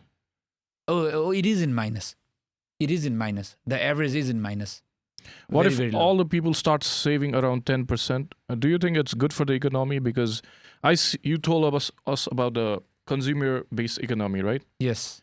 So countries like the top countries like US, UK, they make people to spend. They inspire them to spend because if everyone starts saving, actually they tell us it hurts the economy. Even some countries in like late 10 years ago, like actually use negative interest to push people to save instead of save. So what do you think about that? I haven't actually like thought or Yeah. given a thought on that perspective, Yeah. But why 10% minimum is because what I tell is like, what if something happens, that person don't have a job? Or what if something happens, that person cannot work for rest of his life, And first, you got to take care of you. Yeah. Dilip's going to take care of Dilip first, And that's why that, but I haven't thought about the perspective that you're coming from, And I don't know what does that do to the economy, In Nepal, everybody started saving in some area. That's why it's still in recession now because people are not spending enough and the economy is not running. I don't know, man. I feel Yeah. like people. I spend a see lot. that in like third world countries a lot. But I feel like people do spend a lot in Nepal. Like when I go there, That's like, only your logic, but in No, actual I meant to numbers, say- it's not that. I meant to good, though. say like I meant to say in a sense of like, if you have money in Nepal, I've seen people in Nepal spend a lot of money. Right. I think there's always going to be a certain number of people that might save more, Yeah. and not spend as much, be frivolous, I guess. But it's a very complex thing. It's a very because- complex thing. because there's always a balance, right? You should always have balance. Oh, it's okay. Let me give you this way. Someone who buys a plot of land, let's say got really lucky and bought it for like 50,000 rupees, let's say, but didn't do anything on that land, didn't build any infrastructure, didn't build anything to generate cash flow. All they did was keep it, right? And then the land goes from 50,000 rupees, now it's worth like, I don't know, like 2 million rupees. That's not good for the economy. That's It's not good for the economy, exactly. But his wealth grew, Yes. right? Yes. But he's not really participating in that. So I guess like even if you have wealth, it's about how do you circulate that type of your wealth or utilize your wealth to help someone else grow. Like let's say you build an infrastructure, let's say you built a building on that land, right? And you rented it out. But you're not running the business yourself. You're renting it out to someone who Who's has the doing the vision or transaction. or like the vision or the idea to do a business on your property, right? So now you've created something where you're creating economy in that area, Yes. right? You're creating this economy where now this guy can rent your land. You're making money for yourself because you're collecting rent from the guy who's doing business, and the guy who's doing business is being able to sell his products Yes. to other people. So I don't think the saving mentality is wrong. I think the ability to use your resources, investments, yes, and resources is the most important thing, because many like South Asian people don't like to use their investments. Oh, they don't. Yeah. Like for example, That's why the economy over there is a little bit stagnant. Stagnant. Yes. You see over there. That's why the. I mean, development it is also not has in to a do with fast the pace. government not providing jobs too, right? Jobs. Yeah. Like, you know, what that's- I just told you is if we start doing these stuff 20-30% in own personal thing in microeconomics, actually the effect is on macroeconomics. The economy is not running well. That's what happened to these third world countries if you think about it. But I think there's a solution to it. People must save certain amount Yes. and protect themselves and also spend some certain amount to keep the economy running. Right? Economy running, yeah. Yeah. We haven't figured that out because it's so complex. Yeah, because like if you look at we talk about politics over here, right? Yeah. In the U.S. itself in general, because that's a huge integral part to your business as well. Yes. Right. Yes. Whatever happens, like the interest rate, the stock market, Yes. the federal interest rate, if it goes up and down, it affects the products that you're trying to Yes. also sell. Not even that, like it also changes the way how you have to look at how to advise the other person. Oh yeah. Yeah. Right, because definitely. it's very integrated, like Yes. what the policies that happen in this country. Now, to piggyback off what you're saying, yeah, too much of something is not always good too. You can't just Yeah. save 100% of the time, because if Yes. the only thing you're saving, you do saving, then the companies will give you back less and less and less, Yes. right? So there has to be this balance between spending and saving. And a lot of times, people struggle with that. Yeah. People I struggle would with like that. to ask him, what's your perspective in this, if you give your time to think about it? Yeah, probably like if people are only saving, not contributing to the economy, not spending, yes, on a long run, it's going to create a problem too. Yeah, that's It's a gonna- different kind of problem. Yeah, that's a different problem we have to tackle. We have to talk about probably in next episode. Yeah. I'll give you time to think. Yeah. But here, what we are trying to tell people is like people are living paycheck to paycheck. Yeah. 1/3 of population, 100+ million population, no saving discipline. That 10% saving, probably it's not going to hurt much. I don't think the 10% saving is going to hurt the Yes. economy. Maybe it jumps to 20-30%, then it's Then it's going to start hurting. I think yeah. that 10% savings will probably help the economy, Yes. because like if you lower debt, Yes. ultimately, if everybody lowers their debt, that means the economy gets stronger. That Stronger. means banks would probably want to like give out more loans at lower interest Yes. rates. If you think about it, right? That's what's happening. Yeah. I mean, the days of like 1-2%, and that's why banks would all probably give you more interest rate in return too. Oh yeah. Yeah. And as he said, like we saved a certain amount of money, 10-20%, and we bundle it up in a huge chunk of money. Then we should start investing, as he said, in alternate sources, right? Yeah. What must be the risk to reward ratio, do you think? Because people don't want to take risk too much. Yeah. It's an alternate source of income. It's not like you're putting your all into it, right? Yes. So the thing I always tell people is you got to diversify your asset. There are some places where there is no risk. Suppose they have 100,000. They have how much? 100,000. Yeah, even people have 100,000. You can still like diversify. You put certain as an emergency, which we call it like high yield savings and all that, CDs and all that. You put certain in market. You put certain in fixed index and all that. And just diversify it. Okay. What are the different alternate sources of income that you suggest where there is less risk? Where there is less risk Yeah. in terms of products, Yeah. financial products. Yeah. It depends on what people want at the same time. It depends on what people want. And for a lot of us, for me, I've been a big fan of a lot of like fixed index product.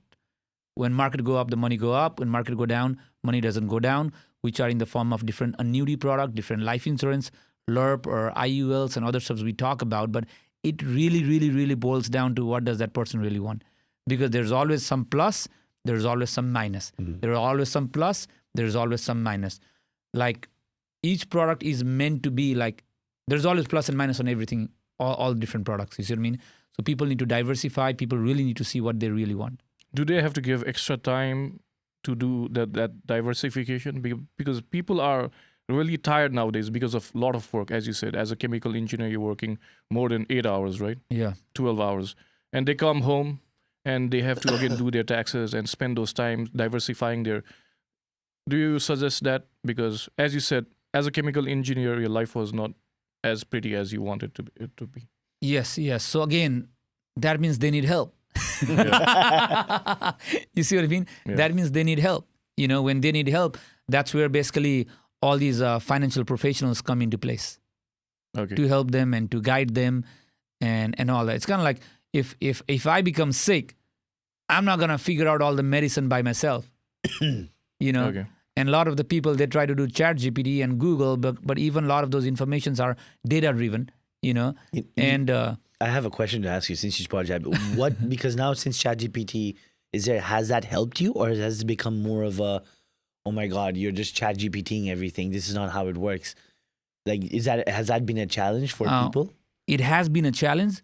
People ChatGPT, but at the same time, it has helped me because whatever presentation I do, sometimes I put that in ChatGPT and show them. People tend to believe ChatGPT more. Really? Sometimes, yeah. And I tell them like there are like even ChatGPT, Google, those are all like data driven. You know, those are all data driven, and don't go blindly based off of those. You know, you still gotta use common sense, and you still gotta. They don't understand because I work in those data-driven things, right? Yeah. The sample that it's coming from may not be a good sample. Yeah. No, I mean, like, there's no humanization. Like, Yeah. your situation is completely different than what the average person is, right? Yeah. Well, because it's data driven, it's a median, it's an average.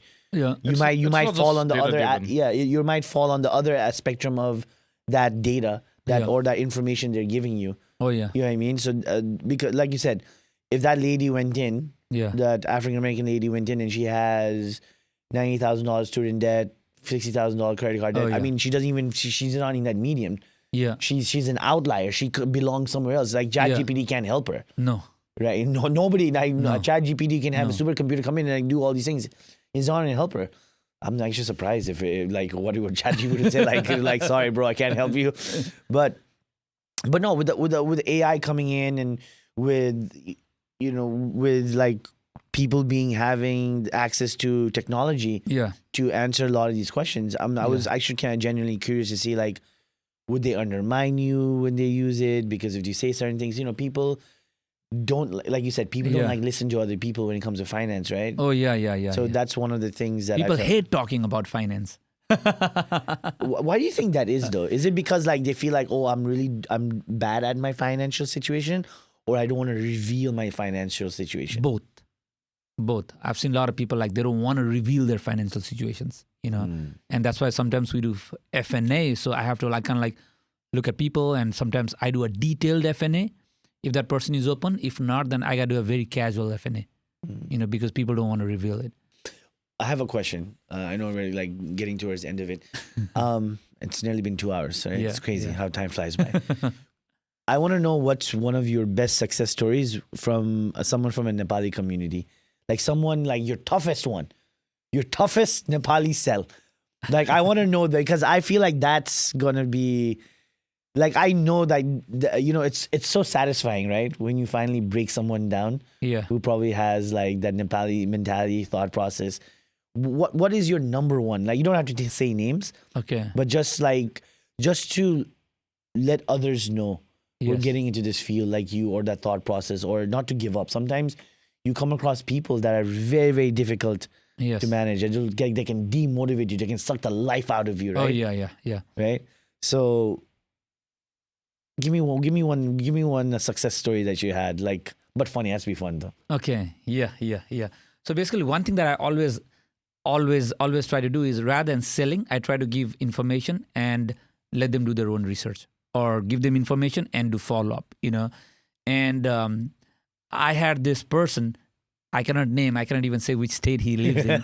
So basically, he's supposed to be the top-notch guy among his friends. Okay. Like whatever he says, his friends blindly follow it. If he says buy Dogecoin, everybody's going for it. You know how so many people did that, right? Okay. And then if he says buy this, everybody is like So he was Nepali Elon Musk. Nepali. Everybody was doing that. So and that came through a referral. And he was like, man, this guy is like really, really good. And he was in like 50, 55, really good like IT job and all that. And all his friends listen to him. All his friends, they put money, whatever he says. Even though they lose money, they're super excited because that guy said so, Damn. And so I sat down with him, and first meeting, sat down with him, talked a little bit, and he didn't want to reveal a lot of information.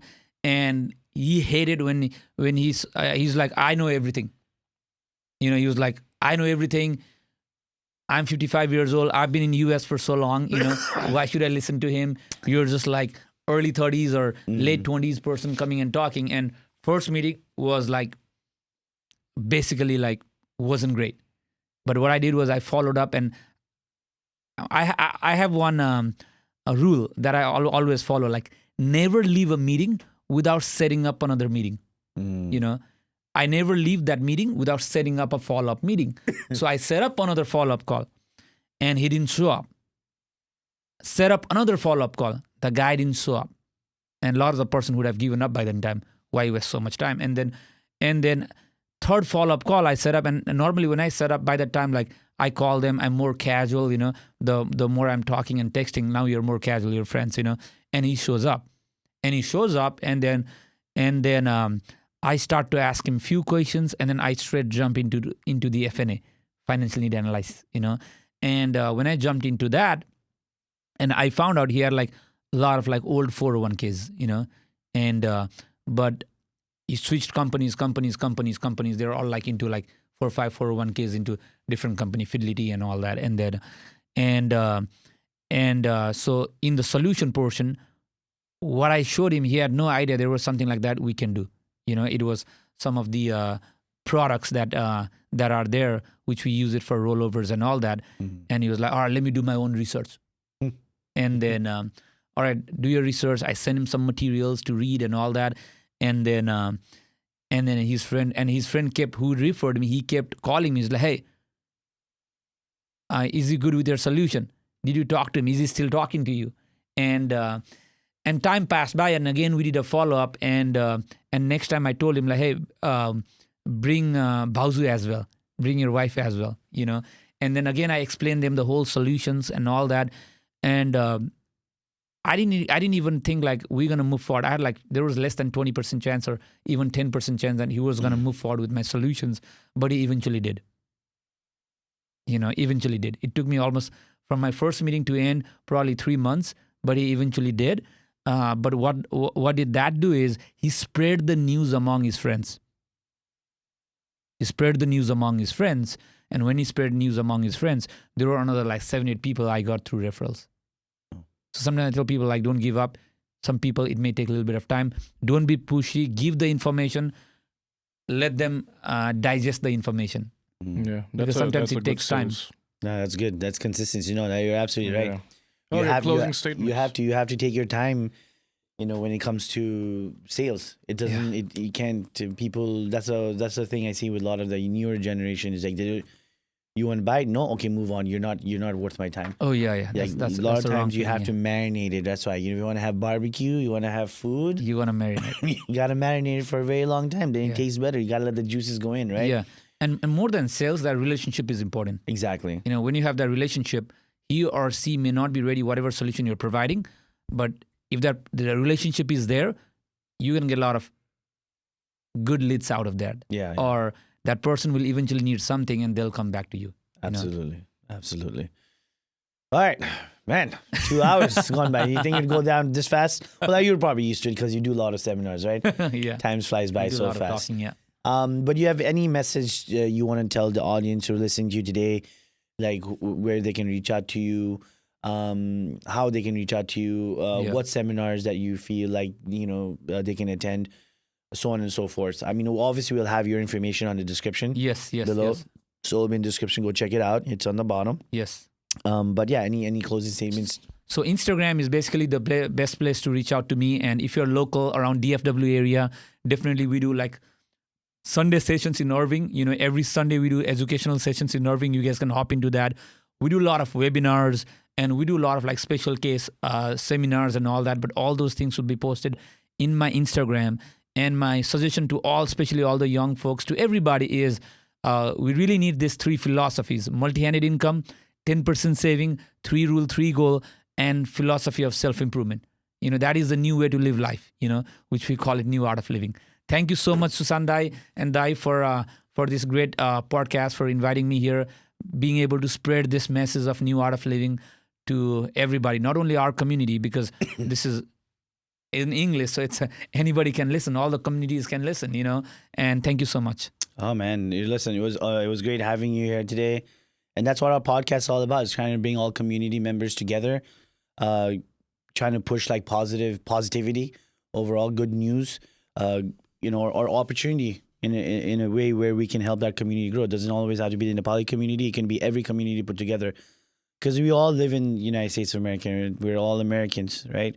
So ultimately, it's all about having each other's back. And having each other's back doesn't mean that you have to just call someone in over for dinner. It's also about helping people understand financial literacy and saving for the future and wealth management, because you don't want to see anybody going through hard times, right? And with that being said, I appreciate you coming here today, Dilip. I think like this is not the only episode we'll do. Yes. I'm sure like we'll have like a follow up. Yeah. You know, when you have time. I would say another like 6-7 months. See how it goes. Because we're supposed to have a follow up with Dilip, yeah. but Yeah. he canceled on me, right? Last minute. You have another Dilip. Now we Probably have next time another you have a Dilip. You're- different Dilip coming in. Exactly. You've been replaced. You've been replaced. But anyways, thank you very much for watching today's episode. Peace out.